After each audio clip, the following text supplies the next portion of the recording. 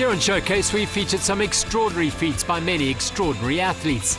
This week, we go to Cape Town's Atlantic seaboard to meet Ryan Stramrood, who explains to us what's about to happen. We're currently at Oceana Power Boat Club, waiting for the boats to be put in and everyone together, and then we're going to head out to Robben Island, and I'm going to be making an attempt on my 100th Robben Island Crossing. So with 99 successful swims under the belt, how I don't know, and today I'm feeling a little bit of pressure for number 100.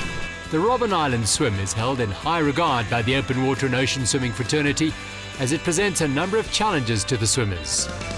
Just do a Robben Island crossing and swim in the waters that I'm going to be. It takes quite a lot of training. You obviously have to be super fit, but anyone can get the fitness if you put the hours in. But what is the bigger challenge of today's swim is the cold water. I'm only wearing a Speedo, goggles and cap. There's no wetsuits or any kind of padding, and the water's going to be cold, probably around 14 degrees today, and when you're in that for a long time, it sucks the life out of you. It impacts quite heavily. So that's the challenge, and I do a lot of training for that. Ryan has swum all over the world, from the Magellan Straits to the English Channel, the Straits of Gibraltar and Taiwan to China. He's swum it and done it. So what makes the Robben Island swim so worthy of so many crossings? So a lot of people ask me why I've done so many Robben Island crossings, because generally doing a Robben Island is the Everest for many open water swimmers. That's the top game. But because of some of the swims I'm doing around the world and have done a lot bigger and a lot tougher, I've used Robben Island as the perfect training ground. It's a very, very tough swim. I owe it every bit of respect. It throws all the elements at you. It's got the cold water, it's got the currents, it's got the waves, it's got the wildlife, everything that messes with your mind and your body, things that sting you, they're all out there. So it's a great training ground for me, and that's why I've got 99 under the belt so far.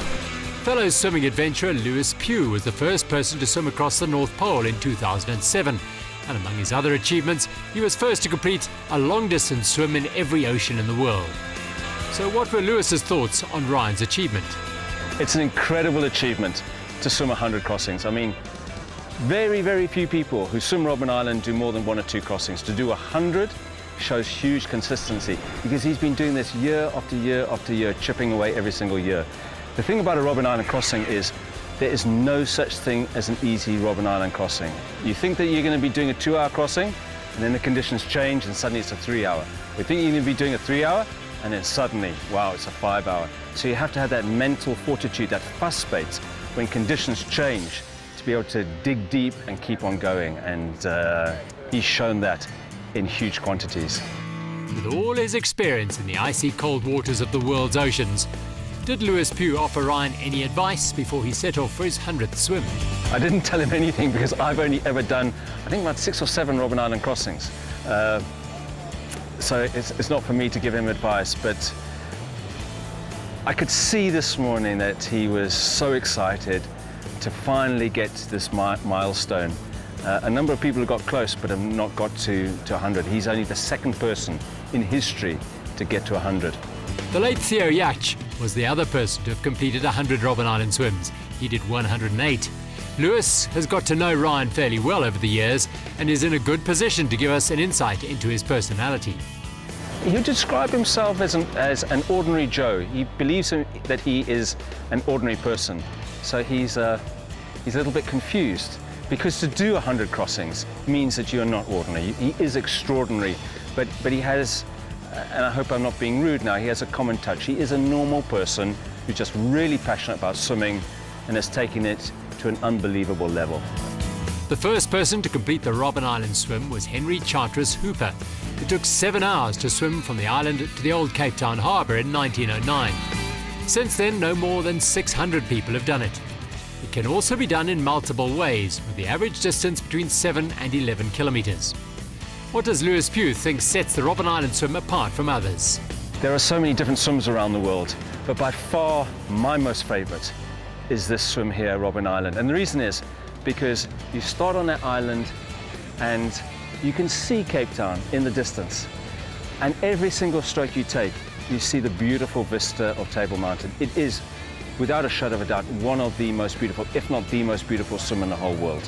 There will always be other swims to do, the English Channel, Catalina, all these other swims, swim in the Arctic, swim in the Antarctic, but for sheer beauty, And for a great challenge, nothing compares to Robben Island.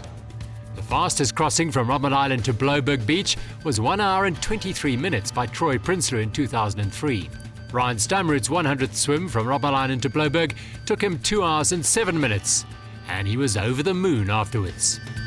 It feels totally awesome to be on Bloberg Beach after my 100th Robben Island crossing. It's just a lot of relief that I've made it. You know, I've made 99 before, but the pressure was on number 100 because if something was going to go wrong, it would have been today. But it didn't. With all the support I had, I'm very happy. With his 100th Robben Island swim behind him, Ryan told us a little about some of the other swims he's completed around the world. Oh, I've done many swims, including the English Channel, which is just under 40 k's from Dover to the UK. I've specialised a lot in the ice water genre, so extreme cold, and become the first person with a group of mates to swim around Cape Horn, the sailors' graveyard in South America. We've swum from Russia across the Bering Sea to the USA in relay format. I've done the double North Irish Channel from Ireland to Scotland and back, and the list goes on forever, all over the world. With so many Robben Island crossings to his name, Ryan is well aware that things can get pretty tricky out in the ocean. So how was number 100? First part of the swim was absolutely perfect, like mirror conditions, nice and chilly, couple of jellyfish irritating us. But then, true to form, there's no such thing as an easy Robben Island crossing, so the last 3.5 k's have got very choppy and makes it a lot harder to swim in, but nothing we're not used to. Ryan had a swimming partner alongside him during his 2-hour crossing. What was the vibe like between them? You don't talk a lot as swimmers. That's the beauty of the sport. It's 2.5 hours of dead silence. But when we stop and we have a quick feed, we do exchange a little bit of info, how you're doing, and we just quickly get it done and check that everyone's pace is happy. So there's not a lot said. There was plenty of motivation behind Ryan Stramrood's efforts to complete his 100th swim. He also dedicated the swim to a special friend and fellow ultra swimmer. So my 100th, first and foremost, I dedicated it to the late Theodore Jach, who was a friend of mine and the first and only person to ever reach 100 Robben Island crossings. He passed away about a year ago, and I swam his 100th with him, and he would have swum my 100th with me, but he wasn't here to do that. At least he was here in spirit. And then we've also managed to use my swim to raise some really nice money for a charity that's dear to my heart. There's a gentleman called Arafat Gatabazi who's a refugee, and he's come to South Africa in a very brief story, and he's helping so many people. He's teaching kids to swim, and I just love what he's doing, so I'm trying to help him do that, and I'm using today's swim to do that. So how did he go about raising funds for the charity, and how can people make donations? A couple of people have donated. We also started a competition on Bet Ryan's time today, like how long will it take me? So we'll still see who made that. And then thirdly, I have developed a range of eco-friendly recycled slip-slops, which are called the Grit Slip-Slop, Ryan Stramrood's Push Past Impossible range, $350, made out of old car tires. So everything is upcycled, they're super strong and beautifully designed. And I am donating all the profits for the first 100 pairs that we sell is going to the charity that I chose. Ryan Stramrood is clearly a man who thrives on completing tough challenges.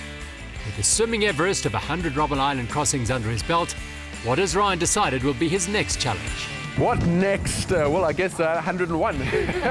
No, there are some swims that I have planned that I'm starting the training for and the planning for, but it'll take a while to get there, and I'm not going to announce them just yet, but they're a lot bigger than Robben Island. An inspirational South African ultra-athlete, Ryan Stramrood is quietly going about changing perceptions and challenging himself in the world's oceans. More strength to him.